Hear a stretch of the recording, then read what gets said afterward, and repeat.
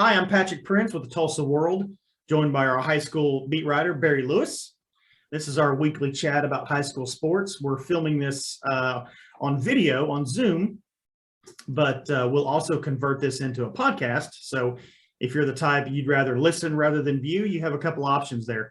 Barry, how's it going? Are you all alone in the newsroom there?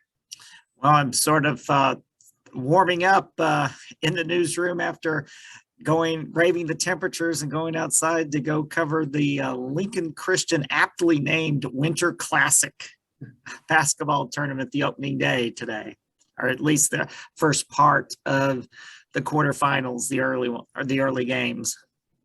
What'd you see there? What can you share? Had real good matchups to start the tournament. Collinsville and Wagoner girls and boys played, and they both were good games. And in each case, Collinsville emerged as the winner, pulling away in the late stages of the game in the fourth quarter. So the Cardinals are off to a good start in the tournament.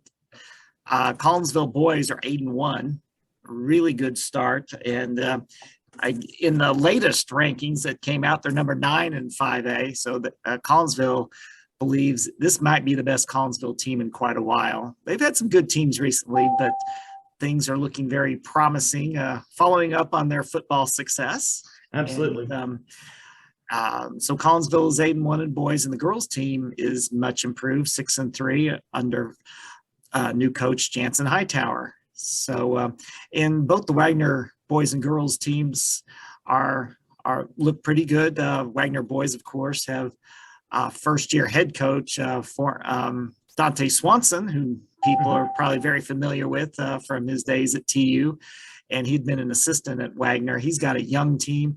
I really liked what I saw from his team today. They faded out in the fourth quarter, but they're a young team, and they gave Collinsville a great battle for 3 quarters, and the girls team looks good too.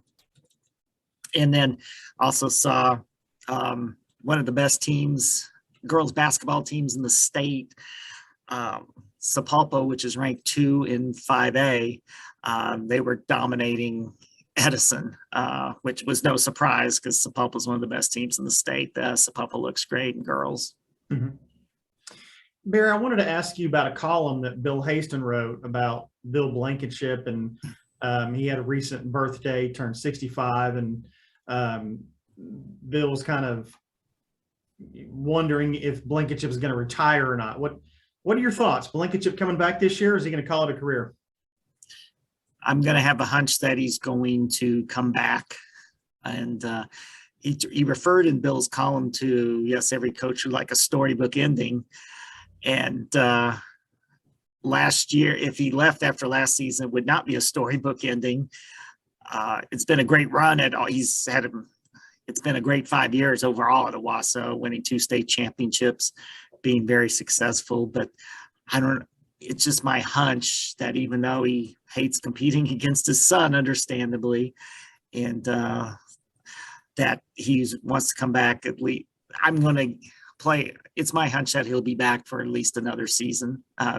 Referring to that storybook ending, and Owasso's got a lot of talent coming back, and hopefully as far as competing against Josh is concerned, getting over those initial 2 meetings, maybe it'll go things will feel a little better this time around. I know it'll still be tough, but that initial shock of competing against your son, those first couple of times, especially when you're in the playoffs, like what occurred. So I hope he's back. Coach Blankenship, he's a legend. He's one of the greats in Oklahoma football, and it's great to have him still a part of the picture in Oklahoma high school football. Barry, what has he done? I mean, Owasso's always had numbers. They've always had talent, but they could never really get over. They're always a step below Jinx and the Unions of the world. What did he do that the others did? Is it just as simple as he's that good a coach? Is it that simple? Yeah, he is really good. I mean, the Owasso program took a big step forward during Bill Patterson's time there. But they just couldn't get over that semifinal hump. They went to the semifinals 4 out of 5 years, which at that time, I mean, that was a considerable step up instead of just like going to the quarterfinals. So he took them that next step. It was sort of like Pat McGrew at Bixby. Coach McGrew was able to take what had been a good program and move them to the next level, getting to state championship game 3 out of 5 years. And then it was up to another person, Lauren Montgomery, to take them that final step, which has resulted in 7 state championships in 8 years. And I think to an extent that was the case with Bill Blankenship. Of course, he knew what it took to win state titles, or can't beat that. And so he brought that to Owasso. And he is a great coach, no doubt about it. And I tie these two things together because Owasso and Bixby will be opening next season, playing against each other in late August. Right. So that's certainly something to look forward to. And I think Coach Blankenship has mentioned to Bill in the past about looking forward to that opening game next year, looking ahead. So referring to that game, he didn't sound like a coach who was going to retire. So hopefully both Bill Blankenship and Lauren Montgomery will be on the sidelines facing each other next August, because that's going to be really a game to look forward to. Barry, I really enjoyed seeing your tweet on former Wagner star Kevin Peterson with the Arizona Cardinals the other day. I didn't realize he was in the league, so I was happy to see your tweet. What have you been watching him much this year? Well, there really hadn't been much to watch until last week, but what a game he had against the Dallas Cowboys. Of course, Arizona's been hit by COVID, and so they had to make several changes in their lineup, and he got his first start of the year against Dallas, and he had a great game. I mean, might have been the best game of his career. He's hung around the NFL for 4 or 5 years. He'd gotten considerable action last year with Arizona, but really had hardly played this year. And so he got a chance last week and took advantage of it big time. So it was great to see that. Kevin, of course, our 2011 Tulsa World Metro Player of the Year. And Saban Collins, the first-round draft choice from TU. I guess a lot of people feel it's been a disappointing season for him. And I guess it has, considering the expectations that he was going to start, but he hadn't really played much since early in the season. So he got his opportunity last week and also looked good. And I don't think it was just a coincidence that all of a sudden Arizona looks a lot better last week with Kevin Peterson and Saban Collins in the lineup. So it was really a big time performance for both of them. And got Arizona back on track last week. And hopefully that will, even when Arizona gets all its players healthy, hopefully that will lead to more playing time for both of them. Yeah, no, that'd be cool. Always fun to see the former local high school stars excelling at the college and then the pro level too. That's great. So they played your Cowboys. And for those of you who don't know, Barry Lewis is a sports expert on many things, not just high school. One of them is your Dallas Cowboys. Kind of approaching the playoffs. How are you feeling about your Cowboys? Not very good. Not very.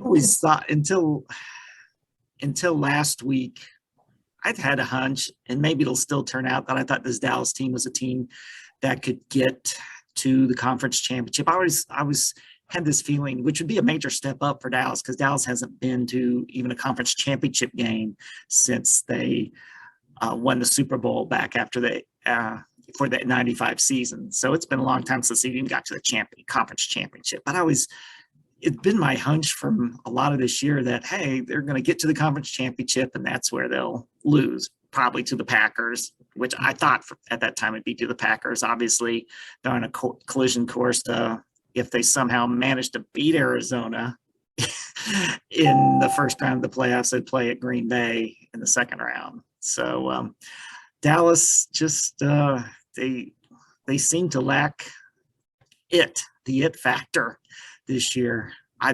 For whatever reason, Dak Prescott has not been in the offense, has not been the same since he suffered the calf injury after on that final play in the overtime game against New England.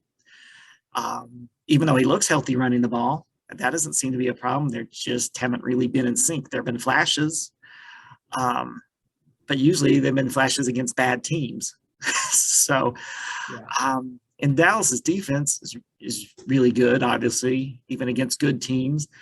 But they've also prospered by playing against a lot of mediocre quarterbacks for the most part.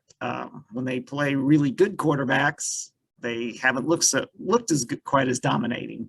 So, and you also have the factor. I've said this in a tweet you may have seen last week, that since Dallas moved into Jerry World, there really hasn't been much of a home field advantage there. And Kyler Murray, now he's got a home field advantage in Dallas. Apparently, he never loses there. So that's got to be another reason why Dallas has got to be really concerned when they most likely play Arizona in the first round of the playoffs. Have you ever been to one of the Dallas Super Bowls? I have not been to a Dallas Super Bowl. Been to any Super Bowl?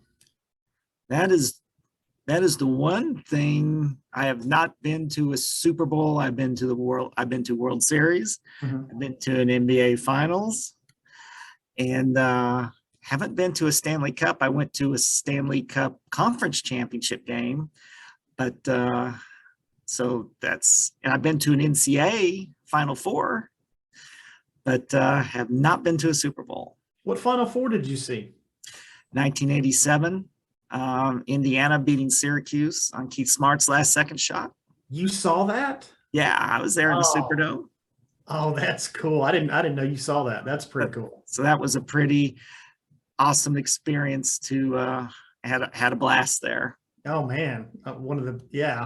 That's pretty cool. I would have had a fun time anyway, but to have a really great championship game sort of cap off the weekend, that was really fun. Yeah, for sure. What else is on your mind, Barry? Anything? Well, just sort of a random thought I had while watching the college football playoffs last Friday. Seeing Dax Hill from Michigan.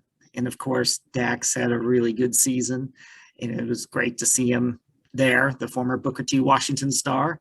And it all of a sudden it came back into my mind. I remember 3 years ago, when he was debating on who he's going to go to, which college he was going to finally wind up with. And after going back and forth, he wound up going to Michigan, obviously.